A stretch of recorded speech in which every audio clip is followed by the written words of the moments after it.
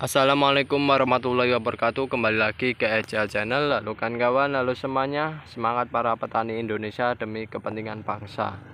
Pada kesempatan pagi hari kali ini kawan, kita berada di lahan budidaya tanaman cabai keriting, yang dimana kita panen di waktu hijau. Ya, latar belakang kami membudidayakan ini sebenarnya sebagai penghasilan. Yang kedua yaitu sebenarnya cabai keriting ini merupakan salah satu komoditas yang paling banyak dibudidayakan dan paling banyak dibutuhkan oleh warung-warung makan, yang salah satunya dipergunakan sebagai sambal, sehingga ketersediaan barangnya harus tersedia secara terus-menerus dan konsisten. Karena pasar belum bisa memenuhi itu semuanya, maka dari itu kita membudidayakan cabai keriting ini kawan-kawan. Dan kita yang dalam budidayanya kita lakukan secara semi organik, tujuannya untuk menekan biaya agar keuntungan yang kita peroleh bisa maksimal. Nah, dalam membudidayakan cabai keriting semacam ini, permasalahan yang sering terjadi oleh para petani Indonesia itu adalah masalah mengenai pupuk. Pupuk ini merupakan salah satu hal pokok ya yang perlu kita suplai secara terus-menerus ke tanaman cabai keriting kita. Oleh sebab itu pupuk tersebut ya perlu kita siasati dengan penggunaan pupuk organik, karena pupuk non organik itu biasanya harganya mahal-mahal sekali dan itu sangat-sangat menguras dompet. Itu yang pernah kami alami semacam itu. Dan biaya pupuk non organik itu semakin lama, semakin tahunnya bertambah, malah semakin mahal. Karena pupuk non organik itu diproduksi dengan cara salah satunya menambang ya kan. Menambang bebatuan-bebatuan dan dipilah-pilah lah pokoknya kayak gitu. Tapi dengan adanya hal semacam itu, permasalahan semacam itu, kami menawarkan solusi yang dimana ini semoga membantu kawan-kawan, semoga bermanfaat kawan-kawan, yaitu adalah solusinya dengan cara melakukan budidaya secara semi organik. Mengapa saya menyarankan semi organik? Karena lahan budidaya kami ya belum bisa beralih secara cepat dan signifikan 100% organik, itu belum bisa. Akan tetapi kami mengarahkan menuju ke arah sana ya, agar lahan-lahan yang kita budidayakan ini semakin bagus, semakin subur dan semakin membaik ya dengan perlakuan semi organik ini kan kawan.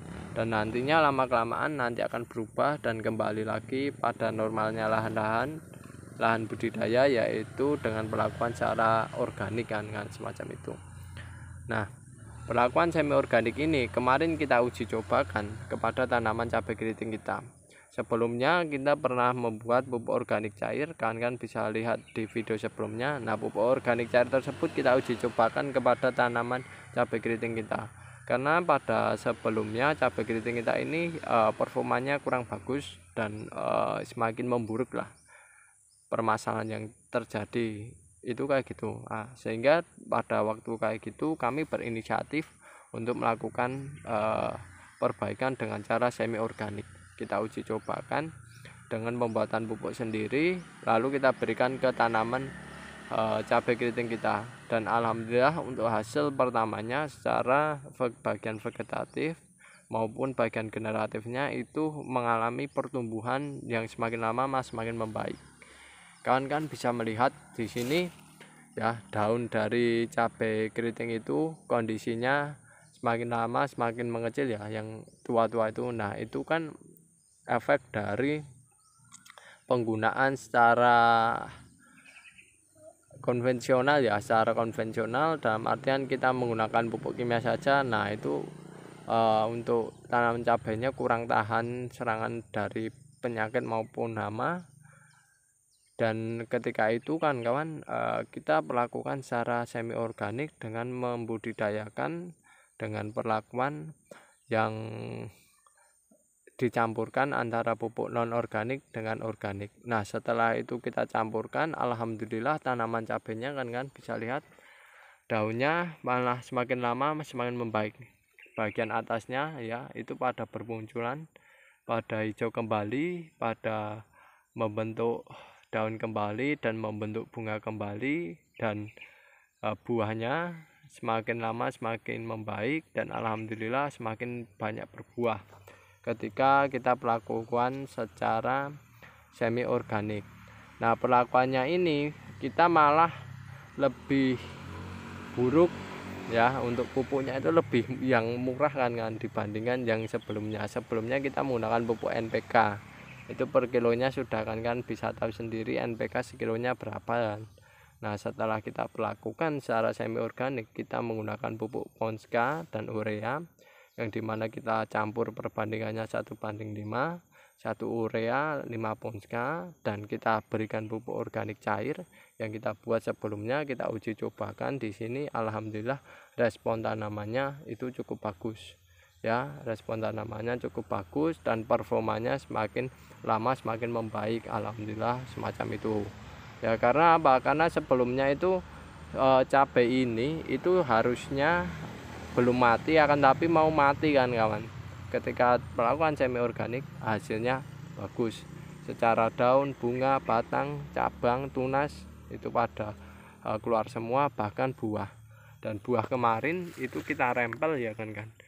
Buah ini ya sebelumnya kita panen semuanya, kita panen yang sekiranya siap konsumsi kita panen semua.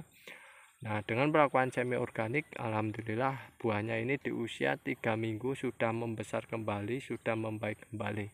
Karena kami kemarin yang kecil-kecil kayak gini pun kita panen kan kawan ya. Jadi cuma menyisakan buah yang kayak gini ya. Setelah kita perlakuan semi organik itu ternyata buah itu membutuhkan waktu 3 minggu hingga 1 bulan ya untuk menghasilkan buah yang siap konsumsi kembali semacam itu. Nah, itu kita perlakuan semi organik di mana pemupukannya itu yang non organik dan yang organik itu dicampurkan, itu kita berikan setelah dilakukan proses pemanenan, hanya 1 kali itu. Setelahnya kita berikan pupuk organik selama 3 hari sekali, 3 hari sekali, dan itu responnya yaitu kan daunnya membagus, bunganya pada keluar, dan buahnya di usia 3 minggu siap panen kembali semacam itu kan kawan. Tapi beda lagi kalau merah. Nah, kalau merah kan nanti yang warna merah saja yang dipanen, mungkin 3 hari atau seminggu sekali bisa dipanen. Kalau kami kemarin panen yang hijau itu yang siap konsumsi besar kecil kita panen semua ya, semacam itu. Hasilnya ternyata membutuhkan waktu 3 minggu hingga 1 bulan. Oleh sebab itu dalam budidaya ini alangkah baiknya kan kawan selalu memperlakukan budidaya kawan dengan semi organik, dimana dengan semi organik ini kita hanya memerlukan pupuk non organik yang tidak terlalu mahal, dan yang kedua pupuk organik yang super murah, dimana kita contohkan pupuk organik yang murah sekali dengan biaya yang murah sekali, hasilnya tidak kalah kan dengan penggunaan yang hanya menggunakan non organik saja semacam itu. Dan ketika kita mengetahui hal semacam itu kan kawan, maka kan kawan bisa memperlakukan ya kepada tanaman kawan-kawan, dan kawan-kawan bisa membuat bedeng-bedengan atau jumlah populasi kawan-kawan, jumlah populasi tanaman kawan-kawan, sehingga kawan-kawan bisa merotasi waktu panen ya. Karena ini buah itu ternyata setelah saya amati membutuhkan kurang lebih 1 bulan ya untuk dari kecil hingga bisa panen kembali itu. Maka dari itu tanaman yang kita budidayakan cabai keriting semacam ini harus kami saranin 30 bedeng ya kan, 30 bedeng atau 30 baris, sehingga kawan nantinya setiap budidaya bisa panen tiap hari secara terus menerus, dan ini prospeknya cukup bagus ya kan kawan. Kita lakukan semacam ini prospeknya cukup bagus dan sangat-sangat menguntungkan kemarin biaya produksi ini kita hanya membutuhkan biaya 2.000 per bedeng setiap kali panen, dan yang jelas keuntungannya itu berpuluh-puluh kali lipat.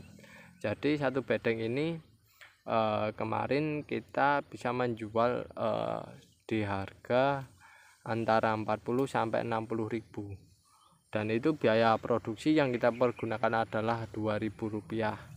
Pupuk organik cairnya gratis, Rp0, tidak perlu biaya yang cukup mahal semacam itu, sehingga keuntungannya yang kita peroleh sebagai seorang petani, keuntungannya bisa lebih dan sangat-sangat menguntungkan dalam budidaya tanaman.